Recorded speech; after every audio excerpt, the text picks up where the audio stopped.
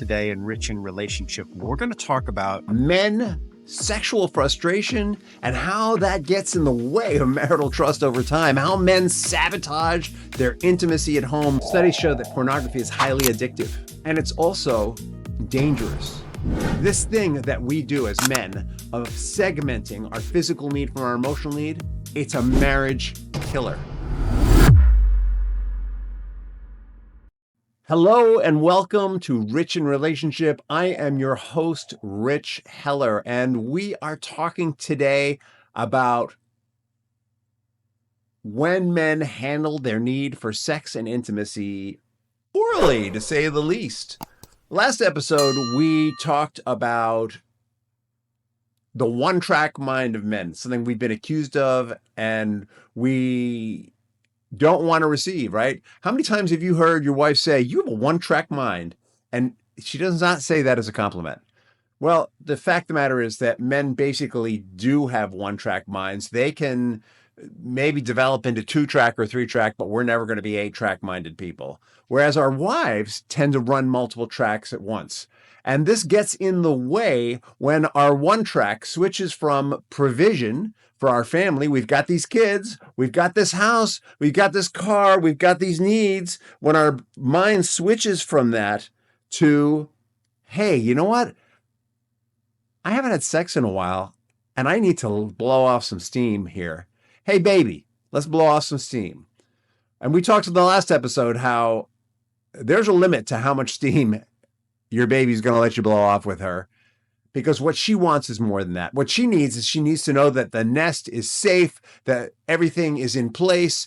She needs to feel safe. And then she doesn't just want to be the recipient of your steam. She wants to be a participant in an intimate, caring, and loving experience, because she's more in touch with all of her needs than we are, than you are.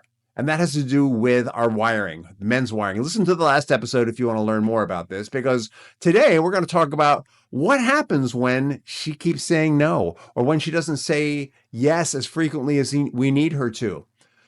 Today's all about that. It's all about, what do we do when we can't get some as much as we want to? You know, the first thing is we start to feel rejected and inadequate. And as guys, we're not really wired to roll in that too often. Where we go to is frustration. And when we get frustrated, we start finger pointing. And when we start finger pointing, we start blaming. We start saying, how could you make me feel this way? Why don't you care for me? You know, when we were dating, when we were in love, you had sex with me all the time. But ever since this kid or these kids came in, it seems like you want nothing to do with me. Is there somebody else? What's going on? And we start accusing them. We start feeling less than, or maybe it brings up some less than that we're already feeling that we have from our childhood. Our self-esteem and our sense of self-worth comes down, because what? The partner, the love of our life, the woman we gave up all other women for, most of us, doesn't want us. What's up with that? We're doing everything right. She gets mad because we're out late, because we're working late. She gets mad because we're not always here when she needs us to be here, but we are busting our asses to provide for these kids, even if she's working also. She just doesn't seem to understand. No matter what we do, it's never good enough. And now you don't even want to have sex with me anymore? What's up with that? Now, being kind of one-track beings, being kind of guys with one-track minds, we tend to make it all about the sex. And we start to discount the feminine sides of ourselves. Let me back up a little. All men and women have a feminine side and masculine side. We have to, when you think about it. Most of us are raised by a man and a woman. Some of us are raised by two men, but even in that case, one of the men tends to be more masculine, the other one tends to be more feminine. Some of us are raised by two women, but even in that case, one woman tends to be more masculine, the other tends to be more feminine. There's always those two sides present. No matter what sex you are, those qualities are present in you. Well, as men, when we start getting rejected by a woman, our wife, right? We have who we cleave to, who we've turned to. we start to reject that side of ourselves and lean even more into our masculine one-track nature. And we think it's just about sex. We think it's that she's just not attracted to us, that she just doesn't want us, that she's lost interest in us. And because we're guys and we don't like to feel vulnerable we associate with a femininity, and we've rejected our own femininity because the primary feminine person in our life seems to be rejecting us. We start focusing more and more on, I've got needs. What am I going to do about my needs? You're not going to help me with my needs. What am I going to do about my needs? Well, you know what? I promised I would never stray, and I won't do that. But maybe what starts to happen is we start looking more. We start noticing other women more. Maybe we start drifting into sexual fantasy. Maybe we start relieving ourselves in the shower or someplace else. Maybe when we're relieving ourselves, we start thinking about other women we would like to be with. Maybe it's Sharon at work, or Cheryl, or Priscilla. Maybe there's somebody at work that you're attracted to, and because it's work, you don't kind of engage in that with them. But when you're in the shower, it's perfectly okay to think about them. I'm going to tell you that most guys, when they're feeling rejected by their wives and they're relieving themselves, they're mostly not thinking about their wives. Big mistake, by the way. All right, so here's how the unconscious mind works. The unconscious mind is 80, maybe even 90% of who we are. It's our operating system, and it's very open to suggestion. And so when we say to the unconscious mind, we would never cheat on our wives, but then we imagine that we're cheating on our wives, to the unconscious mind, the difference between the imagined and the real is almost non-existent. How do we know this? There was a study done of a basketball team. The basketball team was broken up into 3 groups. One group went to Tahiti to drink beer and go to the beach. A second group did nothing but practice free throws for 2 hours a day. And the third group imagined they were practicing free throws for 2 hours a day. The group that went to Tahiti, guess what? Their free throws did not get better. They might have even gotten worse. The group that was practicing free throws 2 hours a day, they naturally improved. But here's the part about the imagination. The group that was imagining that they were practicing free throws actually improved as well.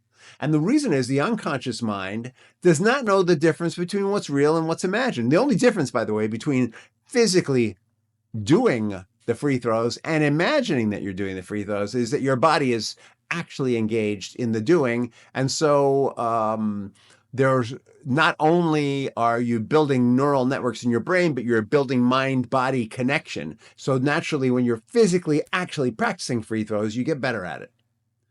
But when you're imagining that you're doing free throws, you get better at it also, because you're still building neural networks in your brain. You're still building an experience of success, and your brain starts to know what that feels like. Well, it's the same thing when we start imagining that we're having sex with someone else. I'm not saying that's a way to get better at sex. What that means is our brain, our unconscious mind, gets the message that having sex with other people is okay. Because we're imagining it, and it doesn't know the difference between what's imagined and what's real. We might actually get better in bed too if we imagine it. It probably is just like free throws that way. But my point is that there's this thing that Jesus said. He said, imagining that you're having sex with someone is the same as doing it. And the reason is, on an unconscious level, our unconscious mind does not know the difference. And so when we start fantasizing about having sex with other people, this sounds very religious, doesn't it? But it's not. I'm breaking it down to neural science. When we start imagining it, our unconscious mind gets the message that that's okay. And it becomes a slippery slope. It goes from imagining it to maybe you've been imagining that you've been having sex with Cheryl or Charisse or Patrice or whoever. And then you see her at work. And energetically, your unconscious mind starts engaging with her emotionally in a different way. Because your unconscious mind says, oh yeah, this is the person that we're having sex with in our imaginary world. And imaginary world, not that different than real for me. So this is somebody I'm intimate with. And then we start sharing intimacies with that person, things that are going on in our lives that are reserved for our marriage, things about ourselves that should be reserved for our marriage. And we cross a line, we breach trust. I have a client who was just talking to me about this the other day, that he was doing this and got busted by his wife, and she's furious with him, wants to divorce him because for her, that's as bad as doing it. By the way, engaging in intimate behavior of any kind with another woman is a breach of trust for your wife, and she feels less safe, and she's less likely to have sex. If you are masturbating in the shower and thinking about another woman, you're actually putting distance between you and your wife. God, if you're going to blow off steam, at least think of your wife, because you'll at least be training your unconscious mind. This is my partner. This is the person I do it with. But still, I want to be clear. The wife that you're imagining in the shower is not actually your wife. It's your imaginary image of your wife. It's kind of like if your wife were cloned, or if you had an android robotic version of your wife, a simulant version of your wife, it still wouldn't be your wife. There's something still not right about it emotionally for her.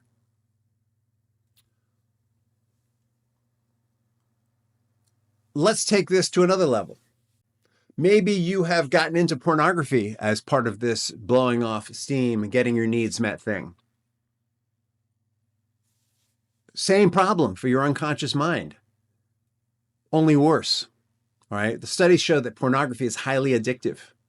Pornography not only meets a need to let off steam sexually, but there's a gratification. Every time we watch pornography, it releases dopamine in our brain.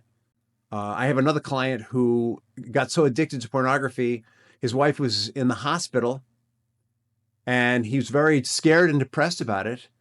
And he had pornography on his phone, and every time he would start to think about losing his wife, he'd look at some pornography and get a hit of dopamine. And after a while, he was on his phone nonstop.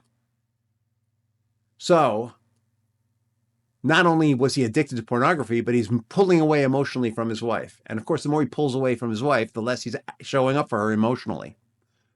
This thing that we do as men of segmenting our physical need from our emotional need, it's a marriage killer.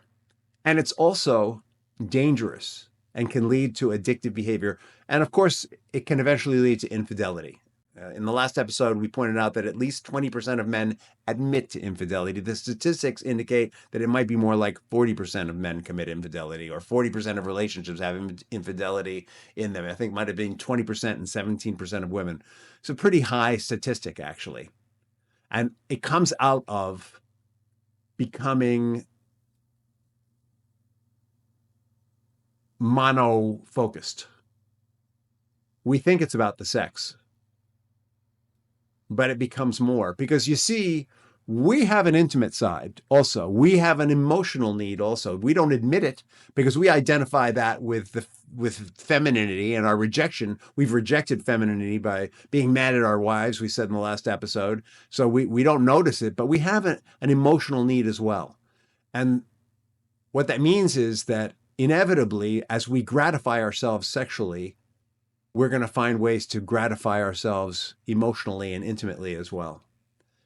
All of this is going to take us away from the marriage. I don't mean to sound like a frickin' Puritan here, but I want you to get that when you married her, the commitment you made was that she was going to be your focus. And I know that you're hurt, and I know that she's rejected you and she's not showing up for you sexually the way you want her to. And the reason is, if you listen to that last episode, because you've become so focused on sexual gratification and so hurt and so full of blame that you don't make it safe for her, and she can't show up for you that way, won't show up for you that way.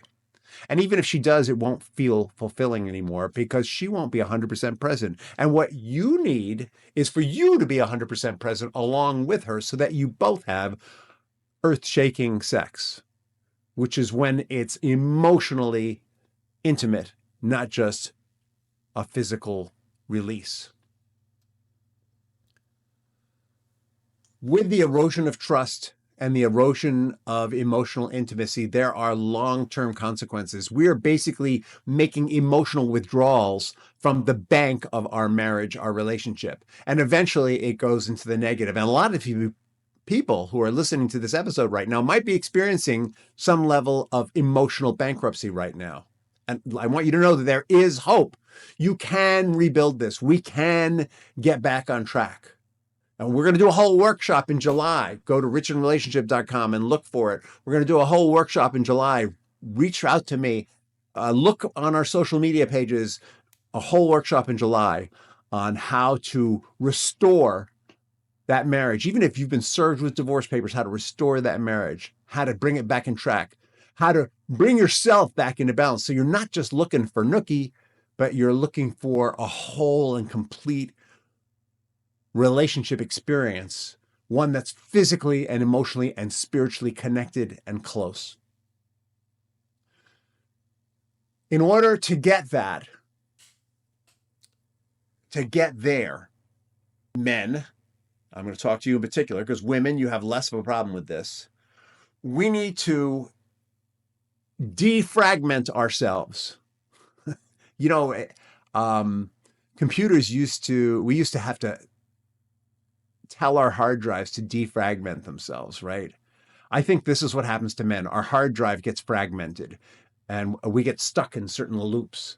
Now I think hard drives defragment themselves automatically. We need to create an automatic defragmenting program for ourselves. Anytime that we think about sex, we need to think about, all right, I know what that means. It isn't just that I have this burning desire between my legs that needs to be released, fulfilled, and expressed.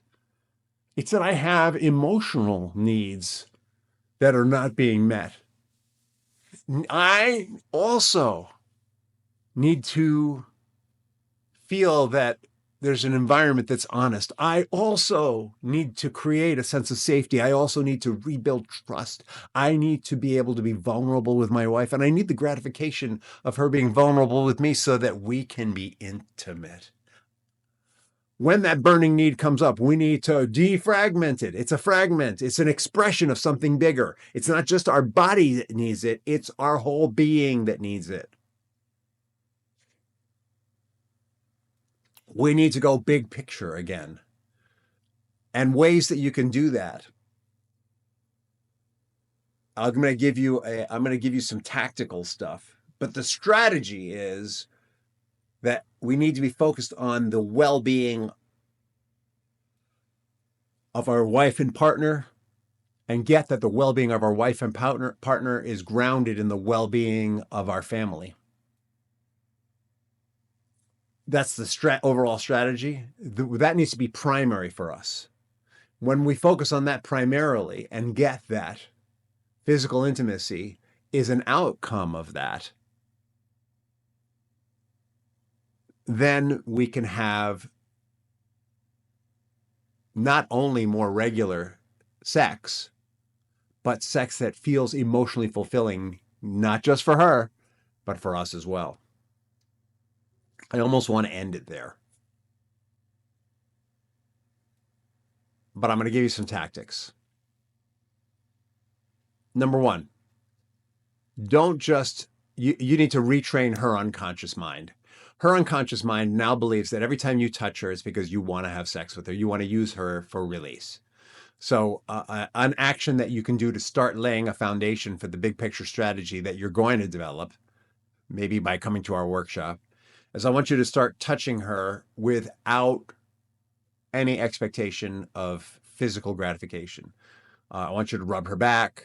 I want you to massage her feet. I want you to hold her hand. And at first maybe she might withdraw and she might be like, ruh-roh, he wants some. But if you do that without any expectation of physical intimacy,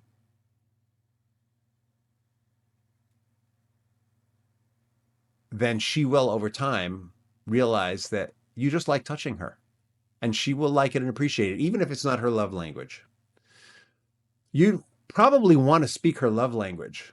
We talked in the first episode about the 5 love languages. The 5 love languages are physical touch. That's a big one for guys, sometimes for women too. It's words of affirmation. It's gifts. It's, what am I missing? Acts of service and quality time. You need to figure out which one of those is her love language and speak that love language to her without expecting any physical gratification. You need to feed into her. So these are just some base strategies. You need to take the time to talk to her about her day, and maybe without not talking about yours, and just focus on her and just listen to her. Google committed listening and try some committed listening exercises with her. Try doing that without any expectation of sex. And if you haven't had sex in a while, guys, here are some other things you might want to work on. Take your frustration and anger to the gym, go hit a heavy bag, run, walk, do push-ups, do sit-ups, get that frustration out in other ways physically, and be patient. You probably want to bypass anytime you've been thinking about somebody else. You're going to need to work on setting that out of your mind and keeping the focus on your wife. You may want to bypass your own physical relief, though, as I said, if you can do that, at least focusing on her, that's going to be helpful, because that's going to bring your attention to her. Really important that you give her your full attention again.